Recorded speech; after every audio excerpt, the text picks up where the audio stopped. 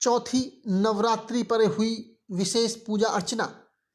शिकारपुर में अनूपसैर रोड स्थित शिवम आश्रम पर महंत अजय भगत द्वारा पूजा अर्चना की गई है।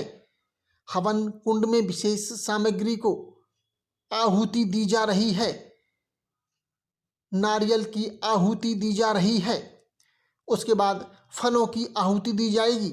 सभी श्रद्धालुओं के माथे और गले पर टीका लगाते महंत अजय भगत दूर दूर से श्रद्धालु इनके आश्रम पर पहुंचते हैं और अपनी मन्नत मांगते हैं। मन्नत पूरी होने पर श्रद्धालु फिर से आश्रम पर आते हैं। बुधवार को आश्रम पर रहते हैं अजय भगत। अन्य दिनों में अवंतिका जी स्थित आश्रम पर अजय भगत रहते हैं। हवन कुंड में फलों की आहुति देते अजय भगत। यह मुख्य हवन कुंड है। यहाँ प्रसाद का भोग लगाया जा रहा है। हर बुधवार को यहाँ आने वाले हर व्यक्ति को प्रसाद खिलाया जाता है।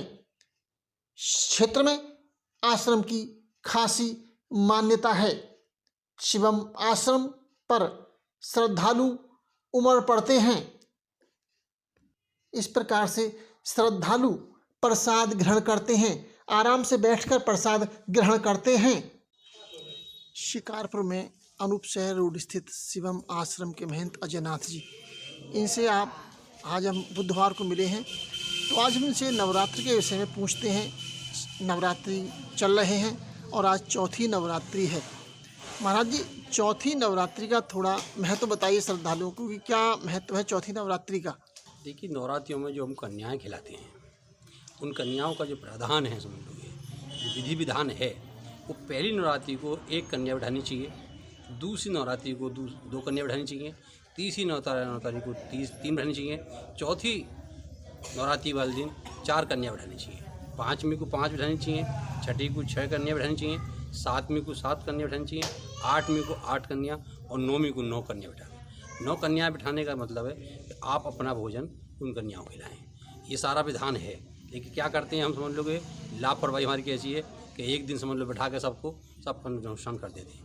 ऐसा कुछ नहीं है। तरीका से हमारा तरीका बताने का जो है वो ये कि आप तक पहुँचे, संगीत साधना को धारण करें और धारण करके सोचें क्या कह रहे हैं कि एक दिन एक कन्या को बैठाएं, दूसरे दिन 2 कन्याओं को, तीसरे दिन 3, इस प्रकार से लगातार बैठाएं। नवरात्रियों में जो कन्याओं को जिमाते हैं, इसका क्या महत्व है? कन्याओं का मतलब है कि माता का रूप होना, माता प्रकट होनी।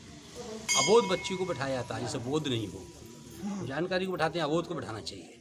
उन्हें अपना भोजन खिलाएं, दक्षिणा दें, जो भी कुछ करें, माता का रूप देखें। यही कन्या का प्रधान सारा ये है। ठीक है, मनुष्य ख्वाब बहुत सारे देखता है। हाँ। ख्वाब भी वो देखना चाहिए जो पूरा हो जाए। हाँ। ख्वाब भी वो देखना चाहिए जो पूरा हो जाए। हाँ। और रोना भी उनके लिए चाहिए जो आंसू निकलने से पहले आ जाएं। दुनिया के लिए रो रहे हैं, क्या क्या कर रहे हैं, वो कुछ नहीं बेअर्थ है। ईश्वर या गुरु के अलावा कोई दूसरी चीज़ नहीं है। अगर रोना है तो गुरु के लिए, ईश्वर के लिए। हम जगत के लिए रो रहे हैं, कुछ नहीं होने वाला। हाँ। जो गुरु के लिए रोएंगे वो आंसू निकलने से पहले आ जाएंगे। वो ईश्वर के लिए रोएंगे, आंसू निकलने से पहले आएंगे। ये जमाना आने वाला नहीं है।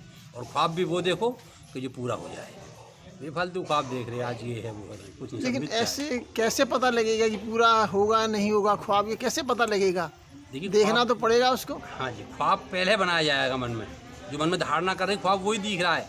और ख्वाब तो हम बहुत लंबा देख रहे हैं, पूरा नहीं हो पा रहा है। वो हर आदमी भी देख रहा है कि मैं बड़ा ख्वाब देखूँ, बड़ा ख्वाब देखूँ, छोटा ही रह जाता है क्योंकि विधान आएगा बहुत बड़ा है। फिर क्यों पूरा नहीं हो पाता उसका ख्वाब? क्योंकि उसकी मंजिल बहुत छोटी होती है।